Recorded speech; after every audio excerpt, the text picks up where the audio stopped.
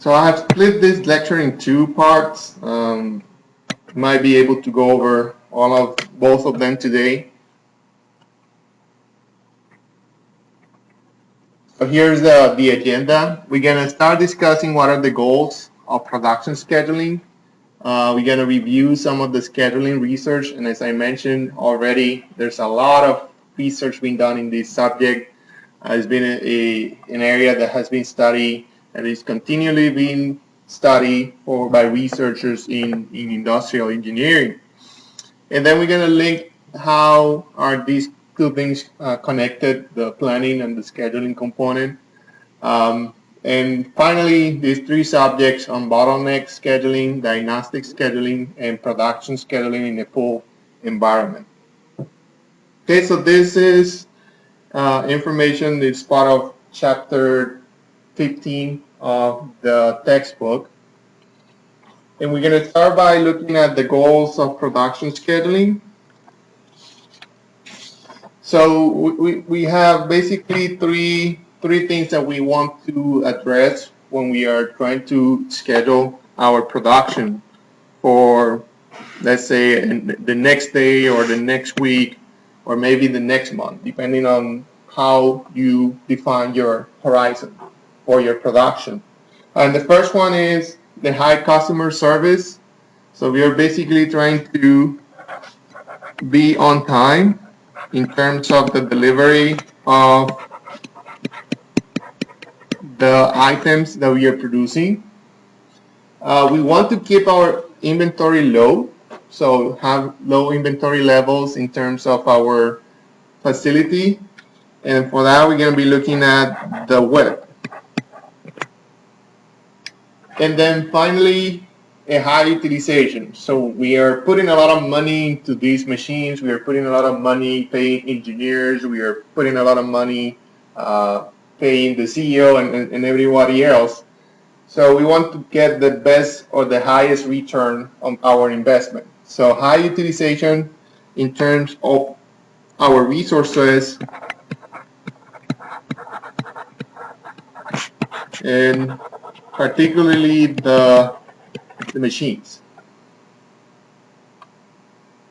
Okay, so our goals are to provide an on-time delivery of our product, keep our inventory low, so we manage to keep our facility running with the lowest inventory in terms of WIP, and then provide a high utilization to our resources. So we keep our machines running most of the time by performing preventive maintenance and running as many units as possible under these requirements.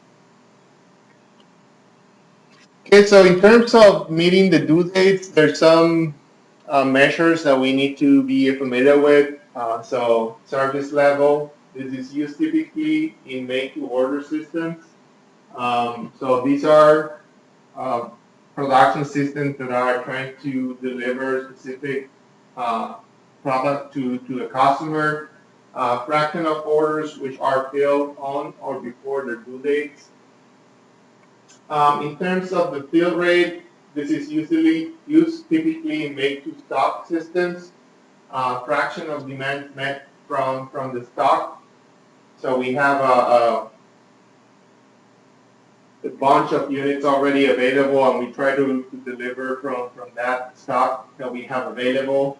The lateness, this is used in shop floor control, difference between order due date and completion date.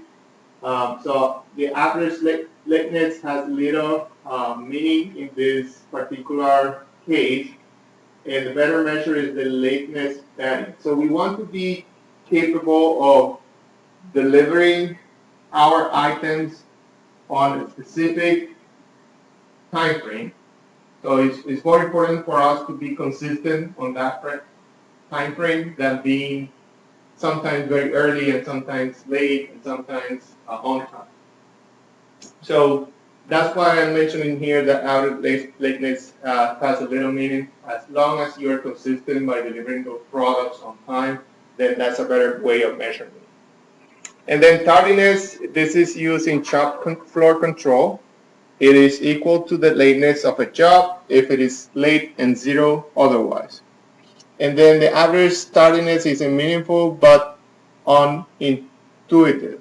So, so these are 4 of the measurements that are related to meeting these due dates. Now, in terms of reducing the WIP and cycle time, less WIP equals shorter cycle times based on our discussion of the Little law. And some of the benefits of shorter cycle times include lower costs.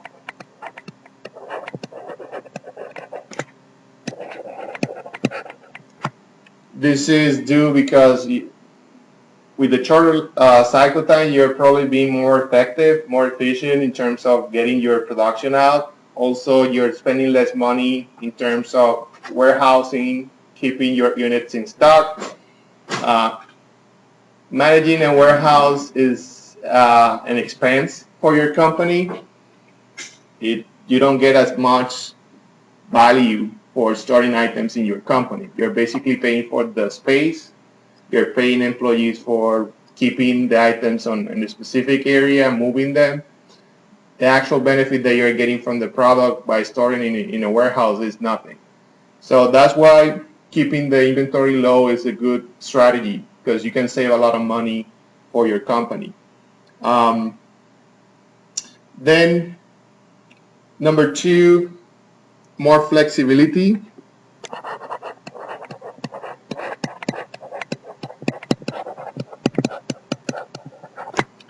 Less disruptive to change, backlog, that working process. Number 3, better quality.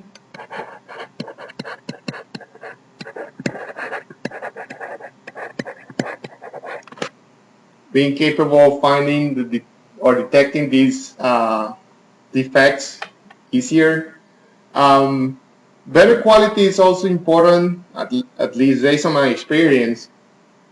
If you start seeing a lot of defects on a specific production line, then most likely what your supervisor or the manager is going to ask you to do is to set up a quality of control inspection stage at some point in the manufacturing line or in the area. So you're going to be putting an extra station that is, again, not adding any value to your product. You're putting more money into an extra resource, probably putting more money to put in the equipment necessary to perform the quality inspection, but at the same time, you're not getting any value for adding that extra station.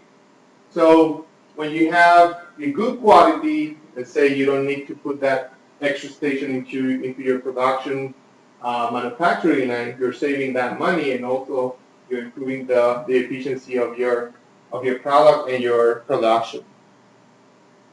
Then we have less reliance on forecasts.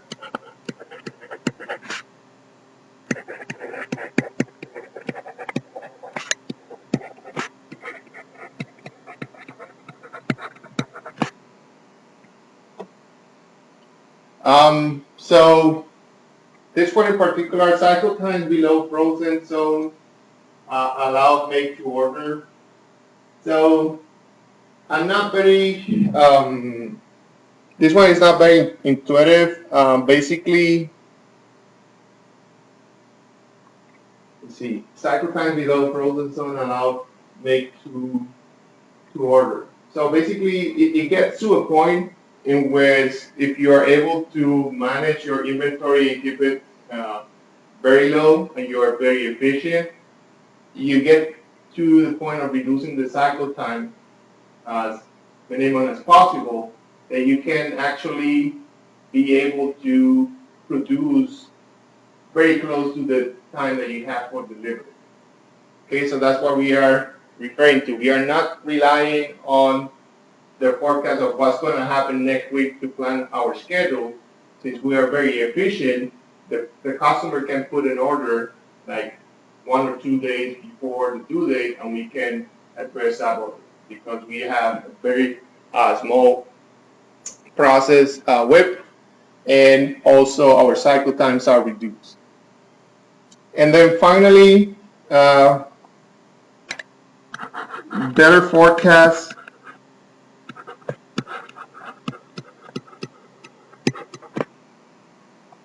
So again, connected to the previous point, so since we are very efficient, we can produce close to the due date or the date that we have to deliver. So we are not relying as much on the forecast of the demand. We are relying more on our process being efficient, and we can satisfy that demand by the time they put the order. Okay, so those are some of the benefits of having a shorter cycle time, and also that can be achieved by reducing the WIP. Okay, so now we're going to spend some time looking at some of the research in this area of scheduling. And for me, this is a very interesting research area. Been working on scheduling research for a long time now. Maybe not as focused on manufacturing lines, but more focusing on the service industry. But still, I have very good understanding of what are the algorithms that are available for certain problems in parallel scheduling. Okay, so I've been involved in research on how to schedule products when you take into account the degradation of the machines. So you have to perform maintenance, and you're also considering due dates in terms of when to deliver these components or these parts that you're producing. So scheduling as a practice is as old as manufacturing itself. So this is one of the things that I mentioned earlier today. This dates early 90s. Okay, so this has been an area of research that has been explored very well so far. But since manufacturing and production processes are evolution, there's an evolution of everything that we are doing, type of products, technologies, and everything else. So there's always something new that you can explore. So scheduling as a research discipline dates back to the scientific management movement in the early 90s. But serious analysis of scheduling problems did not begin until the advent of the computer in the 1950s and 1960s. So now the focus, instead of trying to address the efficiency, and most of the production was planned by using math or pencil and paper. So we were trying to find out what was the best way to plan your schedule for the next week, right? With computers now, we can perform more powerful experiments in terms of most of the time what you end up doing is an exhaustive search for the best combination of resources and the parts that you want to produce. So that means that if you have 10 positions in your machine and you have 100 products and you have 10 machines, you're basically looking at putting each part on each possible combination and then find out what was the best combination. So you can imagine all the effort of doing that type of process by hand. But now with computers, you can easily program an algorithm and run the algorithm, and the algorithm will tell you what is the best combination based on that. So the problem now becomes, what is the best algorithm to use? So if you have, let's say, 10,000 parts that you need to produce by next week in 10 machines, you want to get a solution as fast as possible. So if you have a good algorithm in a good machine, you should be able to get that information really quick. But if you don't have a good algorithm in place, maybe having the best computer will not help you. So that's why there's continuous research in terms of finding what is the best or more efficient algorithm to find these solutions. Okay, so classic scheduling assumptions we talked about MRP already. Benefits, it's a simple parallelism hierarchical approach. So we are basically trying to schedule everything from suppliers to the final product. So that's where the hierarchical approach comes into place. Problems, MRP assumes that lead times are an attribute of the part, independent of the status of the shop. So the lead time basically is based on maybe you have a supplier that is supplying you some of the components of your final product. So you're planning your production based on the supplier delivering the items on time, but you're not taking into consideration, let's say, a failure occurring in the machine. So it is independent of the status of the shop, and MRP uses pessimistic lead time estimates, meaning that if you're planning your production and lead time, basically you know that most of the time it takes 5 days for the supplier to deliver this component, but you know that sometimes it takes 10 days, you will use that 10 days instead of the 5 days. So MRP uses that pessimistic lead time in order to give enough time to complete the production in case something happens. But again, it doesn't take into account the status of the machines, for instance. Classic scheduling, only classic in the academia. So there's a lot of things that we do in the academia that are not necessarily applied in industry, and that's something that you need to know, especially those of you that are interested in research. For example, we just went to HEB, and he was with us last week, and we were looking at the management of the warehouse that they have here in San Marcos. And you see, especially by talking to the engineer, that he is familiar with the theory of industrial engineering, but even though he's familiar with the latest technology and the latest algorithms and everything, when he gets to the real setting, there are certain things that I prefer to do on a different way because it works for them. It works for their customer, it works for their management, and so on. So there were certain questions asked, like, why are you not doing this? Well, we know that the benefit of applying such type of technique, but when you talk to the stores, they want to make sure that this is happening. And if we apply that, we might not be able to get that off. Okay, so there's, again, a difference between using these tools that are most of the time theoretical and that they work at when you go to industry and you will see that probably they're doing things differently but by a particular reason. So in classic scheduling, the benefit is that we are capable of finding the optimal schedules. Do you know what optimal means? What is the meaning of optimization? Have an idea? Yes. So optimization is finding the best solution. Okay? Around all the solutions that are possible, you're finding the best one. And sometimes that is only one solution, but sometimes you have multiple solutions that are also optimal, that will give you the best benefit. Now, by doing simulation, can you get an optimal solution? By doing what they're doing right now for your project and for the lab that we've been working on in class. Is simulation modeling a optimization tool? It is not. Why is it not? Yes. So simulation modeling basically allows you to represent the system, but by finding the best solution for your system, you're going to have to try all possible scenarios in the simulation model and then compare them.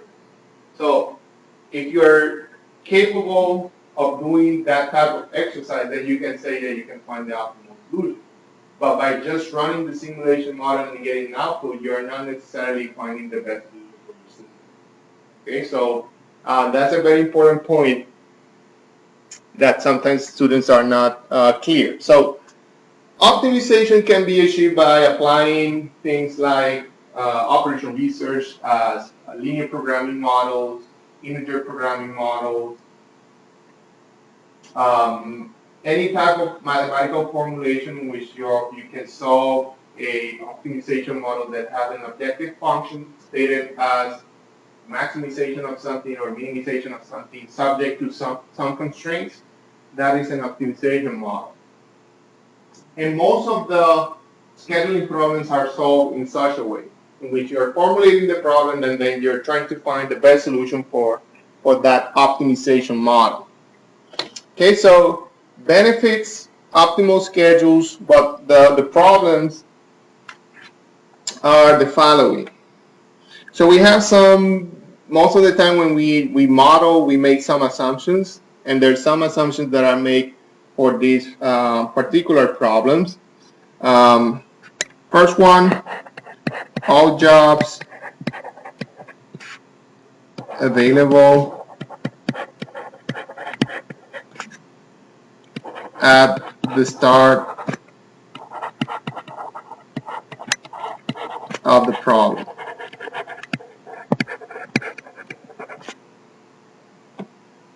So this one is very interesting because when you start reading, you see, oh, these algorithms are amazing. This works very well. This is very smart work. But when you start looking at the assumptions, then you say, oh, but this is not necessarily how it happened in industry. So for example, when you say all jobs are available at the start of the problem, you're saying, I know I had to make 100 jobs and they look like 30% are this type, 20% are of this type, and the rest is what C. But most of the time, that's information that is not available. You cannot plan your production. You don't have the information of how many units, what type of unit is going to be produced the next week. And assuming that from the beginning, obviously make the problem very easy to solve, because if you have that information and you know that information is not going to change, then you can easily solve the problem. But most of the time, you don't know how many units are going to be needed by next week and how many of them are going to follow specific sequence and so on. So that's one of the assumptions. You have all the information on hand to make a decision. The second one, deterministic processing times.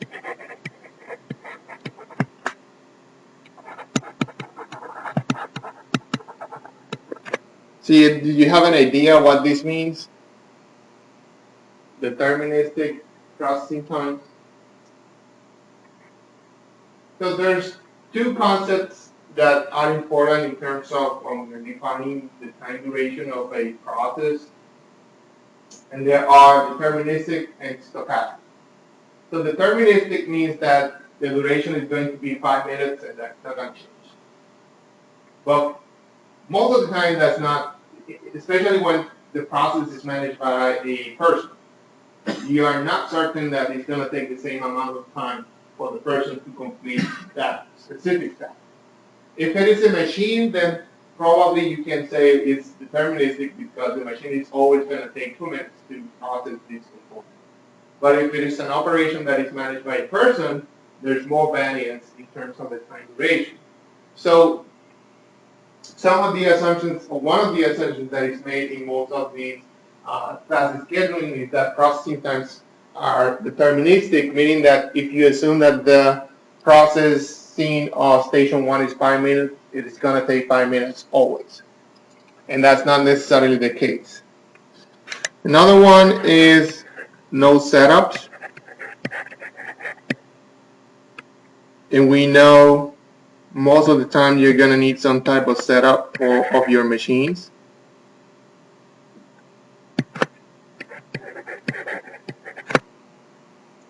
No failures or no machines breakdowns.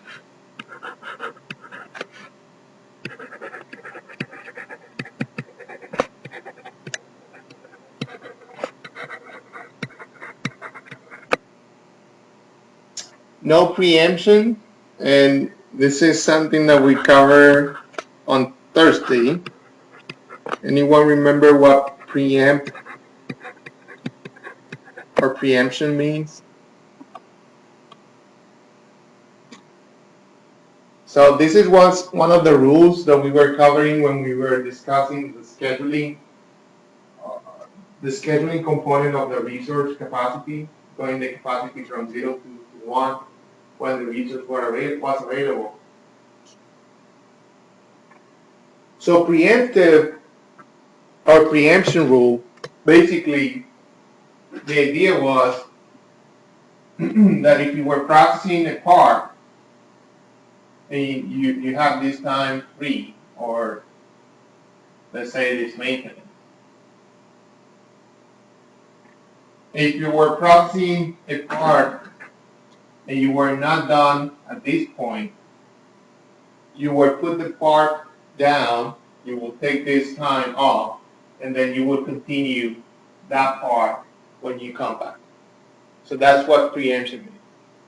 So classic scheduling assumes that there's no preemption, meaning that you always completing the parts that you have on hand. And then no cancellation, which is something that happens often in production scheduling. You will have a customer saying, I don't need these units for this week. Can you cancel the order? So that's something that's going to affect also your schedules. Okay. So these are some of the problems. In terms of the classic single machine results, so these are scheduling models that are focusing on a single machine. So we have models that look at minimizing the average cycle time, the average cycle time of completing the units that you need to process. And some of the results in terms of the algorithms or the rules that exist right now, based on experimentation, for these type of problems in which you have only one machine and you're trying to minimize the average cycle time, you can achieve that by by performing in the shortest processing time SPP order. So what this means is that you're gonna order your parts by having first the ones that have the shortest processing time. So if you have 10 parts, one, let's say 5, to make things easier, 3, 4, 5. And these are the part number. And then you have the duration or processing time for each part. And this is 10, this is 5, this is 15, this is 20, and this is 25. What this is saying is if you process the ones that have the shortest processing time first, so this is 1, 2, 3, 4, 5, if you follow that order, then you should be able to minimize the average cycle time for your process. So the second result, and this is looking at the different objectives. So again, these are formulated as an optimization model, and you're trying to address that objective function. And you will know more about these next semester, because Dr. Novoa is going to be teaching you about operation research, optimization models in operation research. But for now, so you're targeting that objective function. In the second case, we are minimizing the maximum latency or the target. So you have 10 products, each one of them has a due date, and you are trying to produce all of them or process all of them. But you want to make sure that if one of your products is going to be late, the latency is as minimum as possible. Okay, so that's why we are That's what we are trying to do in this second part. We are going to minimize the maximum lateness of all the parts that we have in our list. And this is minimized by performing in the earliest due date order. So we organize in order our parts based on the one that is going to be due the earliest. And then we put that list in order. Make span is not affected. Make span is the total duration of processing all the parts. And if there's excessive sequence with no target jobs, EDD will do it. So by putting the earliest due date order, if there is any sequence in which you are going to have no lateness, this order is going to find it. Okay, so some of the things that you have to know or be familiar with is that we are formulating this as optimization models, and we can find a solution for these problems by solving that optimization model. But there are certain algorithms that will find you also the optimal solution without having to go with the hazard of formulating the problem and solving the problem. And that is what basically what we're trying to cover here. These rules will give you the optimal solution. But getting to find these rules is what research is all about. So after formulating the problem, solving the problem multiple times, these researchers have found out that these rules will find the optimal solution. And those are the ones that are listed here. And then finally, minimizing the average tardiness. There's no simple sequencing rule for this problem. This is a problem that is categorized as an NP hard problem, meaning that it's very difficult to solve, and there's no, so as you start adding more variables, it takes more time to get solved, and again, make span is not affected. So for this problem, you're going to have to formulate and solve it as an optimization model. Okay, so these are some of the classic single machine results. So if you have a problem like this in the future and you remember this class, you can go and find out what are the rules that you can apply for that specific problem. So next, now we want to look at what would happen if we have more than one machine. So here we have minimizing the make span, or the total duration of all the jobs.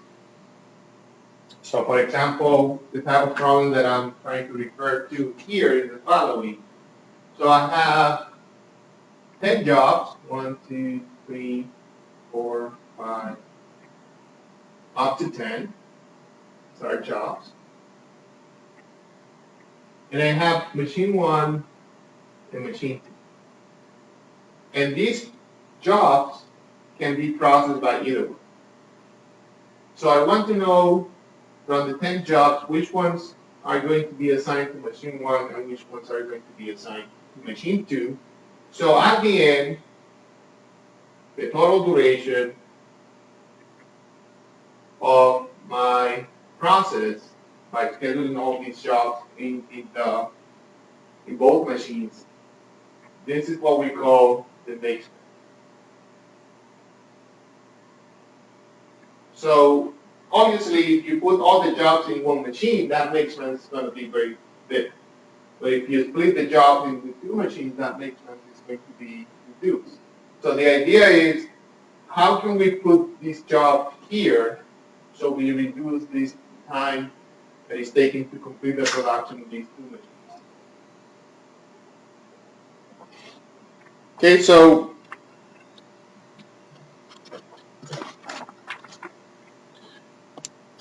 I'm going to write that down here. So given a set of jobs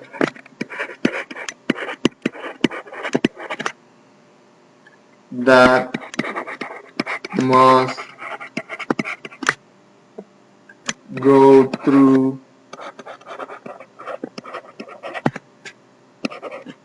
a sequence of two machines,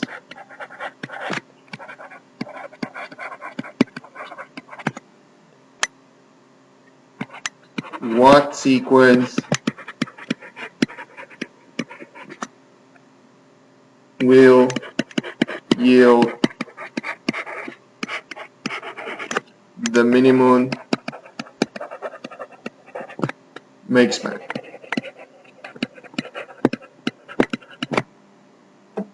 Okay, so again we have 10 jobs up to 10. So these are your jobs, and you have machine 1 and machine 2, and you're trying to allocate these jobs in both machines. So the maximum or the make span is kept to a minimum.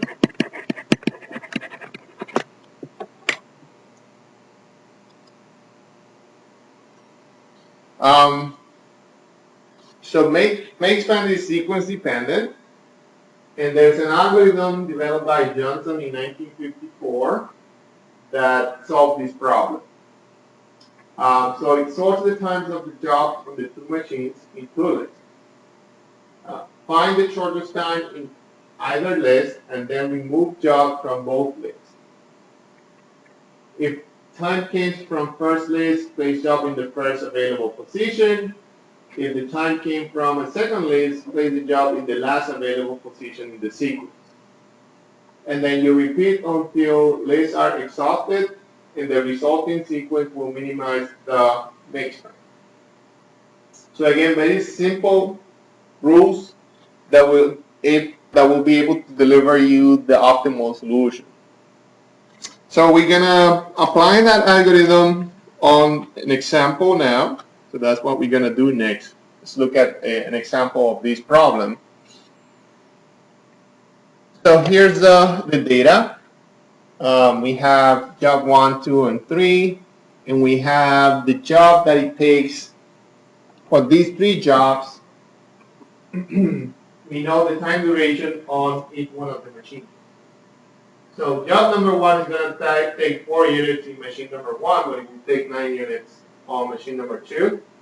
Job number 2 will take 4 units, 7 units in machine 1 and 10 units in machine number 2. And job number 3 is going to take 6 units in machine 1, but 5 units in machine number 2. Okay, so we have a different time duration depending on the type of machine that you're using. But both machines are going to be available to produce each one of these jobs. So following the rules, we're going to perform this in an iterative manner. So we're going to start with the first iteration. So iteration 1.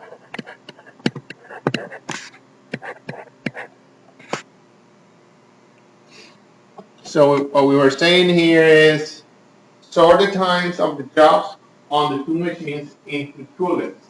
So we're going to sort this job for both machines, and we're going to find the shortest time in either list and remove job from both lists.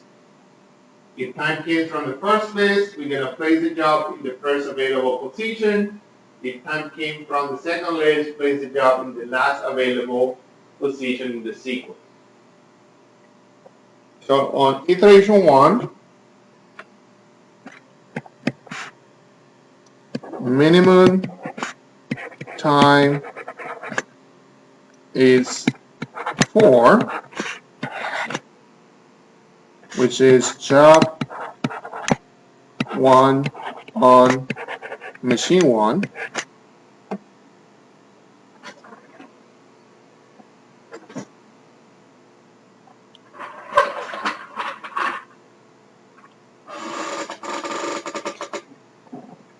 So we're going to place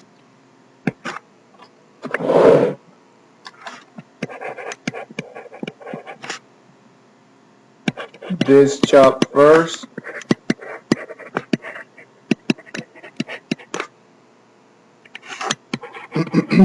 And then we're going to remove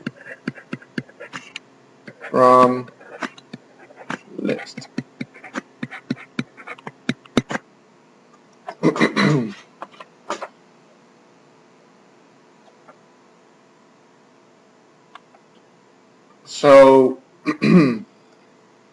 So if we put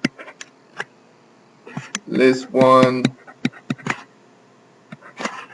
and list 2,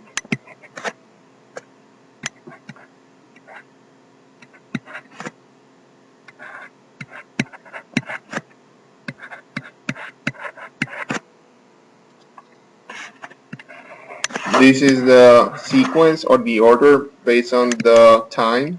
So for machine 2, this is 9 and 1 and 10 and 2. So we're going to remove, minimum time is this one. So we're going to remove that job from machine 1. And we're going to place each job first and remove it from the list.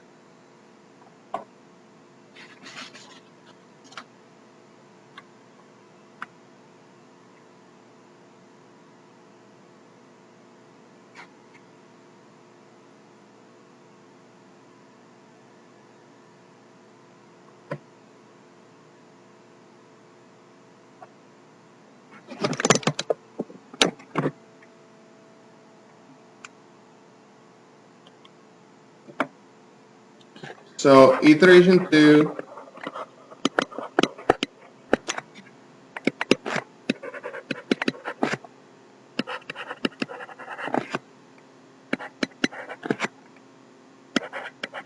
the minimum time is 5, and this is job 3 machine 2. So you're gonna place this job last and remove from the list.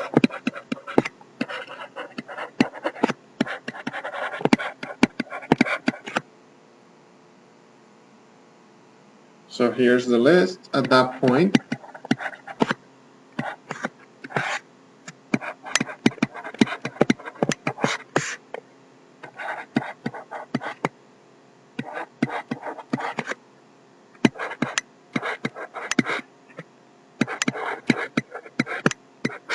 Okay, so we are removing that one because that one is the minimum at that point. So what is the last job that is available? It's gonna be job number 2. So on iteration 3,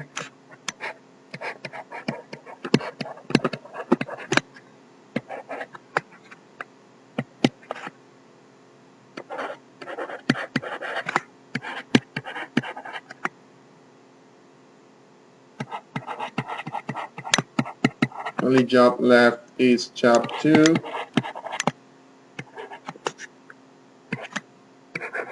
So place in remaining position,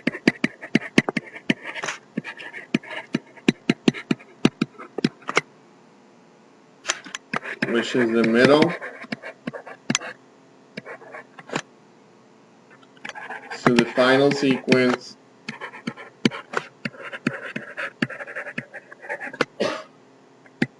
is 1, 2, 3.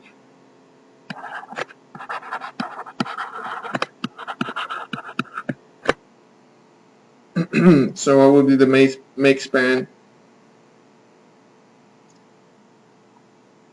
So we have this job at the end.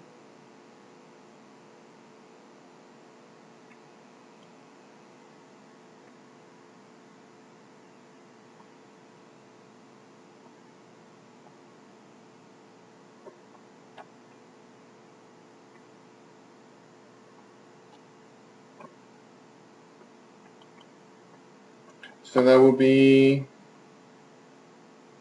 4 plus 5 plus 7.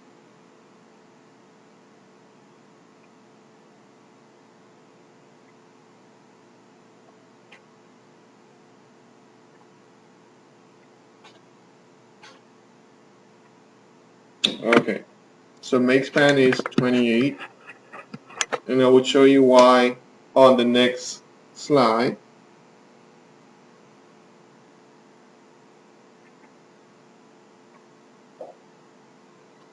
So something that I forgot to mention is that we are going to be processing the same parts in both machines. So it's not like you're going to be locating one machine, one part in one machine and one part on the other machine. You have to produce each part on each machine.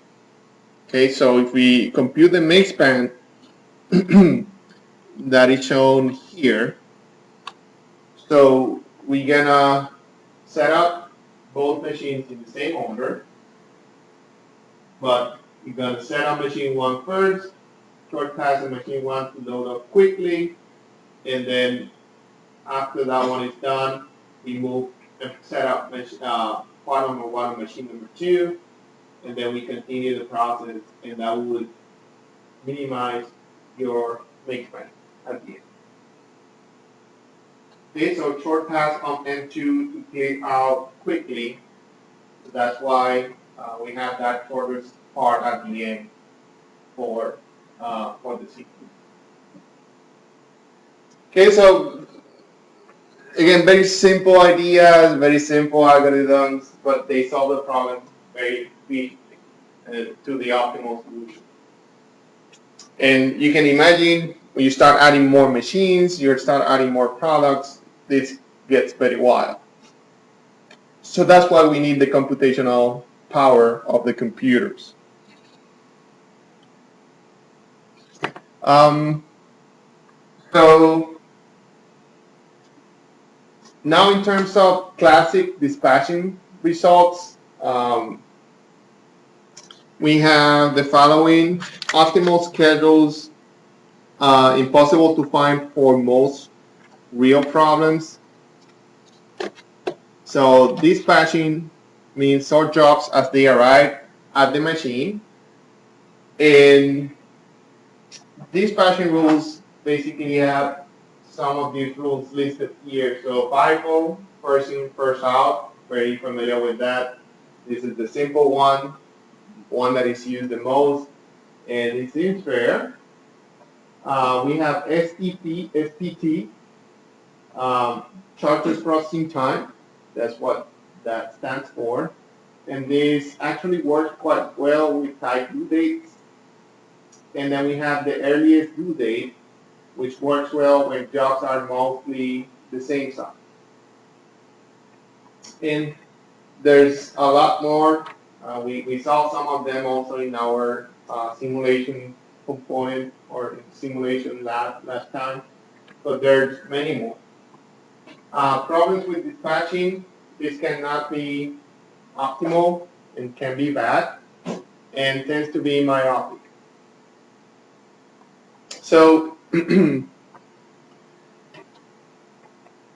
difficulty of scheduling problems, again, sometimes it's too hard to find optimal solutions, especially when the problems are very big. But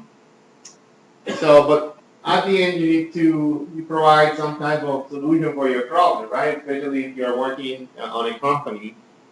So you might not be capable of finding the optimal solution, but you still have to provide a solution or a good enough solution for your problem. So these problems are classified according to the difficulty for solving them.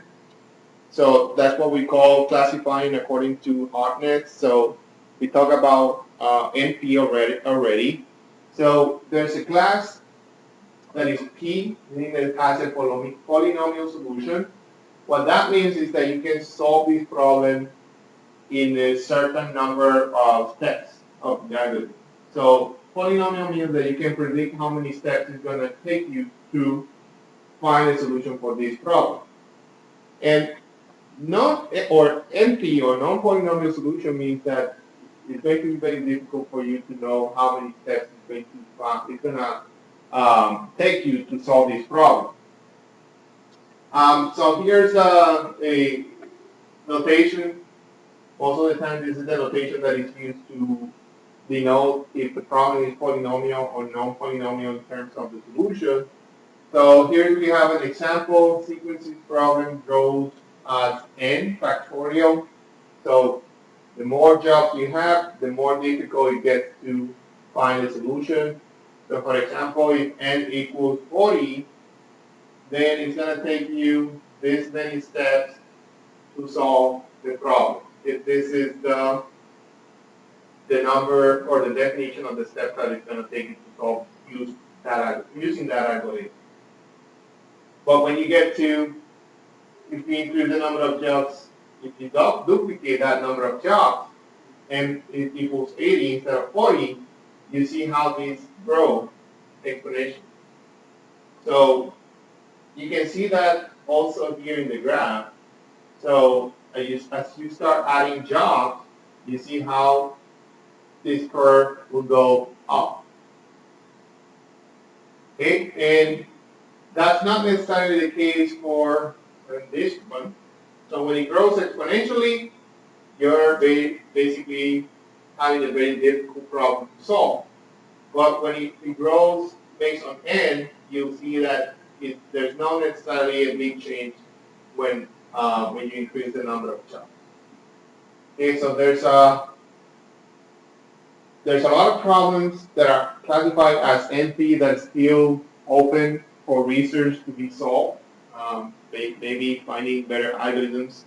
Some of them are problems in which you need to have an integer solution. So when you are forced to have integer solutions, for example, which is the case of most scheduling problems, if you need to know how many problems you need to schedule for next week, you're not going to schedule 10.5 units. You're going to schedule either 10 or 11. So when you put that restriction in your problem, that makes the problem very hard to solve. And it actually gets to be an NP or non-polynomial solution type of problem, which is again the case of most scheduling problems. So just to illustrate the computation times, how that changed according to the number of jobs for certain algorithms. So computer can examine million sequences per second, and we wish to build a scheduling system that has response time of no longer than 1 minute. How many jobs can we sequence optimally? So for example, if you have 5 jobs, it's going to take you 0.12 milliseconds. But when you start adding more jobs, then, for example, here when you go from 11 to 12, it was taking you less than a minute, now taking you about 8 minutes. Then you add another job, went from minutes to hours. 14 jobs, almost a day. 15 jobs, almost 2 weeks, or 2 weeks, more than 2 weeks. 20 jobs, this many years. So you can see how difficult can be to solve these problems.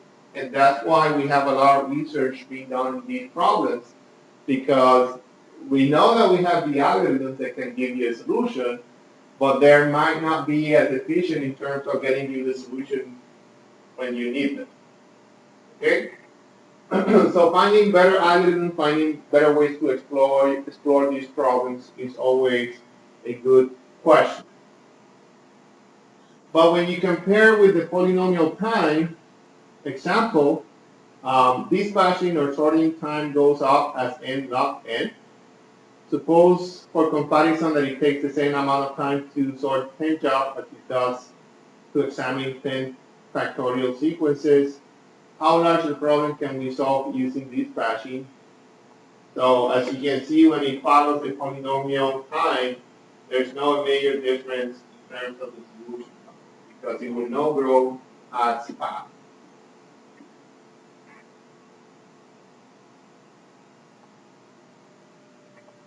Okay, so let's look at the effect of a faster computer. So new computer, 1,000 times faster. How much does the size of this batching problem we can solve in increase?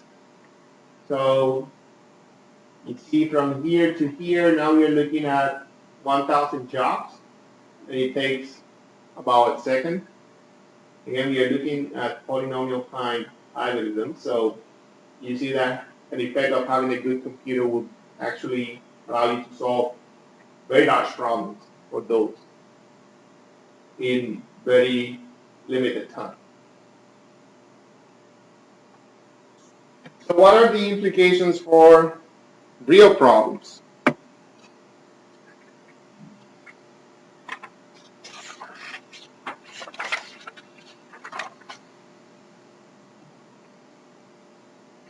So in terms of computation,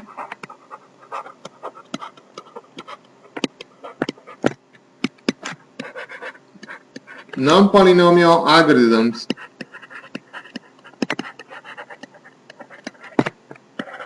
are slow to use, for obvious reason. You will not be able to get a solution probably by the time you need it. Especially for that last example, you might not be alive by the time you get the solution. So no technology fix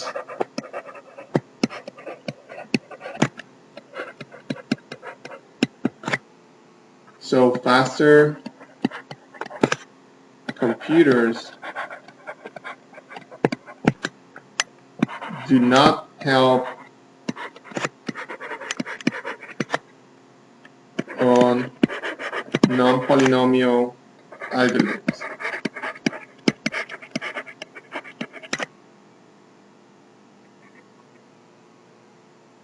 And as I mentioned already, scheduling is difficult.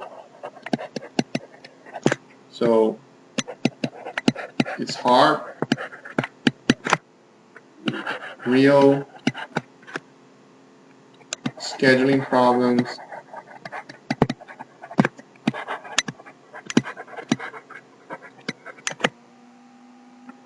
tend to be NP hard.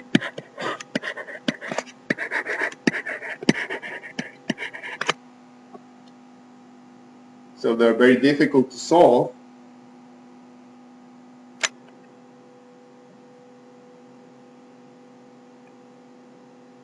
And scheduling is big in the sense that most of the problems will require very large input in terms of the on solving the problem. So real scheduling problems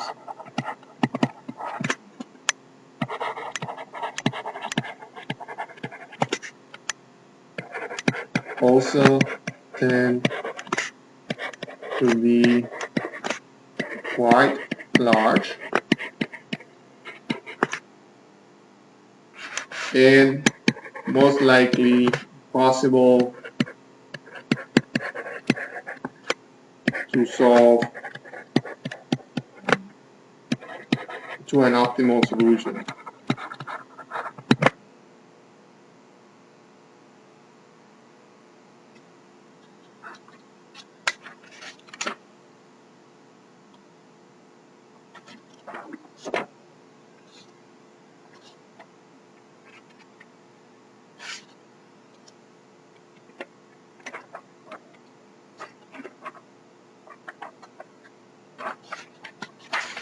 So what can we do? We know that most of these problems are going to be difficult to solve, going to take a very long time to get a solution. So what is this? What is an alternative to work with these problems? Well, at some point we realized that maybe getting an optimal solution is not as important as getting a very good one. So we can use other alternatives, other type of solution methods to get to those good solutions. Okay, and that is one of the things that I mentioned earlier today. So we can perform this exhaustive search. It's a way to find a solution for our problem. But the thing is, when you start doing this search, if you have a way to guide that search, then that can help you to find a better solution in a less time. So in terms of robustness, that means how good your solution is. NP hard problems have many solutions and probably many good ones. So for example, 25 job sequencing problems, suppose that only one in a trillion of the possible solution is good. This still leaves 15 trillion good solutions. So our task is to find one of these. And that's why we can develop what we call heuristics. So these are algorithms that can search for a very good solution for your problem, but not necessarily an optimal solution. Okay, so these are polynomial algorithms that can be used to obtain good solutions. And some of the examples are the following: simulating or simulated annealing,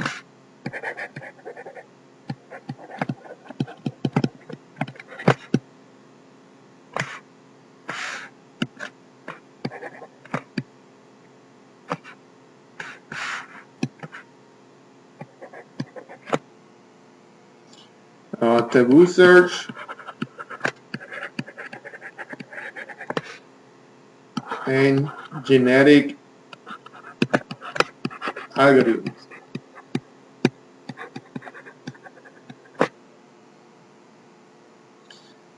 Okay, and these are very interesting algorithms because they use some of the concepts from nature to perform the search. Okay, so we don't have a lot of time to go over those. I think you might go over those on one of your courses next semester. So those are very powerful tools to learn. The bad news is the violation of some assumptions. So most real problems, scheduling problems, violate the assumptions made in the classic literature. For example, there are almost always you have more than two machines.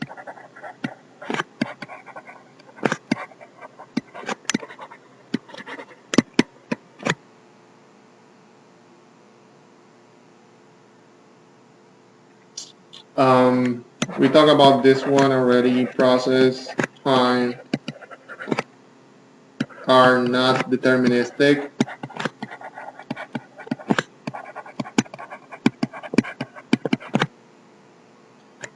All jobs are not ready at the beginning of the problem.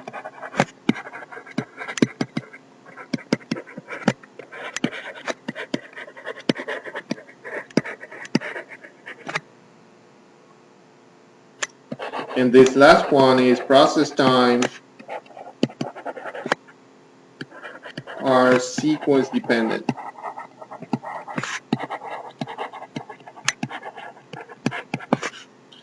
And this one in particular is very interesting because right now there's more models taking into consideration, for example, the degradation of the tools that you're using to produce or to process your production schedule. So for example, if you're using a cutting machine, you have a type of knife cutting these parts. You know that at the beginning, if the part is new, it's going to cut parts very fast. But as you start putting more parts into the process, that is going to degrade at some point, and it's going to take you more time to process the same part. So there are some problems now that are examining how is that a component in terms of finding the best schedule for your problem. Should you put this type of job first so you can keep your tool running for a longer period of time, and those type of questions. In terms of problem difficulty, most real problems, production scheduling problems, are NP hard, and we talked about that already. So we cannot hope to find optimal solutions.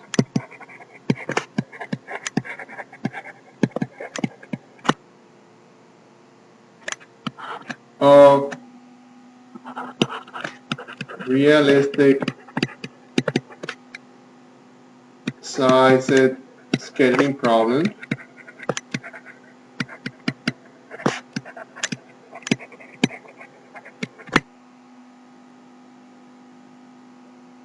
And sometimes polynomial approaches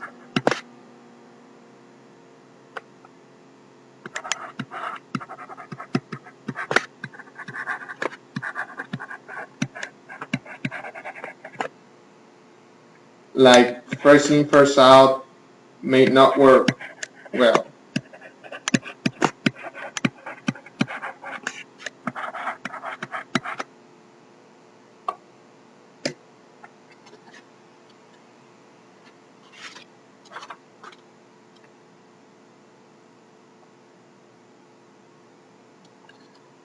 But there are also good news. So since we are in charge of the production schedule, we are the ones that are making the decisions. We are the ones who set up to decide if we can do or we cannot do the jobs on a certain period of time. So the good news is that we can set up the due dates. Okay, so if you have many parts, you can tell the customer, oh, I can have it ready by this time. Okay, so if you need it earlier than that, then you need to let me know earlier. Job splitting is also another thing that we can get smaller jobs by splitting larger ones. So in single machine, the shortest processing time results imply small jobs clear out more quickly than larger jobs. Mechanics of Johnson's algorithm imply that we just start with small job and end with a small job and end with a small job. Which small jobs makes for small move batches and can be combined to form larger process batches. So knowing these ideas can help us, or knowing these two things can help us improve our production schedules. More good news, flexible schedules. We don't need to find a optimal schedule. Again, only a good, feasible one.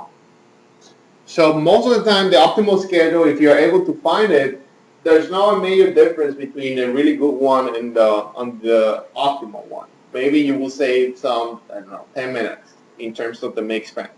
So it's something that can be disregarded in terms of the final output of your scheduling process.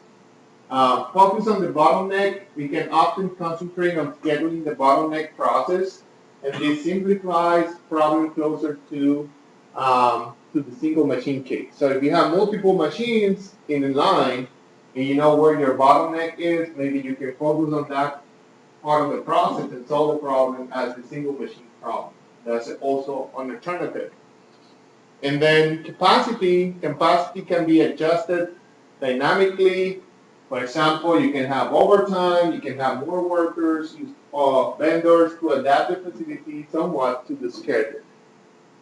So we still have options. Obviously, we want to find the most convenient one for our company in terms of the cost and in terms of providing that level of service that we need to provide to our customers. So I'm going to stop here. Part 2 is going to be next week. So here's some of the things that we discussed today. So we're going to continue with our discussion on Tuesday next week. Any questions? Okay, so I'll see you on Thursday.